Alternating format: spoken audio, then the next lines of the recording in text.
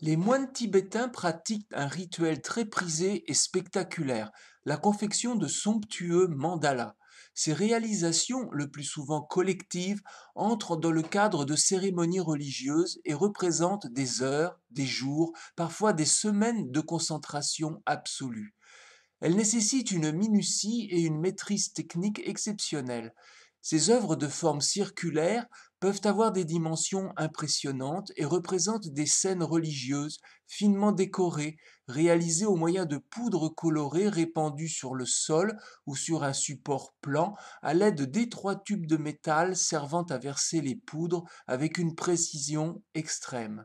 Une fois achevé, dans le plein rayonnement de sa perfection, le mandala aux magnifiques couleurs est détruit de quelques revers de main qui, en rassemblant les poudres en un tas central, mélangent les couleurs en un ton uniforme et grisâtre. Recueillie soigneusement, la poudre cendrée sera dispersée solennellement en offrande dans les ondes d'un cours d'eau. Une telle pratique déroute dans un premier temps l'esprit occidental. Pourquoi détruire de telles œuvres qui pourraient être exposées ou vendues? Que signifient tous ces efforts anéantis en un instant, volontairement et sans la moindre émotion, le moindre regret? Les moines n'ont-ils pas conscience de la valeur de leur travail? En fait, cette pratique illustre pleinement la démarche d'orientation du mental vers la conscience, démarche jugée plus précieuse que la possession ou la mise en valeur d'un objet pour lui-même. Les champs de conscience mis en œuvre tout au long du processus s'interconnectent et contribuent à l'épanouissement des êtres. Le champ de conscience du mandala réalisé est impérissable, de même que la relation de conscience qui a pu s'établir et se développer entre ce mandala et les participants tout au long du rituel. Pendant des jours, le mental a orchestré des enchaînements de pensées et d'actes conscients, d'où la valeur de l'exercice, entériné par la destruction finale de l'objet, qui, aussi magnifique soit-il, n'est pas le but.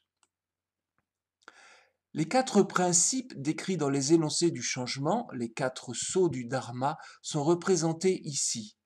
La disparition du mandala met en évidence les deux principes qui caractérisent le manifesté, l'impermanence, rien ne dure, ainsi que le principe de non-réalité, le mandala n'étant qu'une représentation, une apparence, une image, non la réalité de l'expérience qui se situe, elle, sur un autre plan.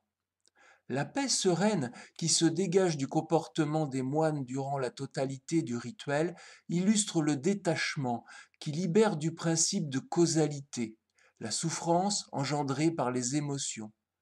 Enfin, le principe d'essentialité qui place l'état de conscience au-delà de tout concept réside dans l'ouverture de l'être à l'expérience de la conscience au travers du rituel.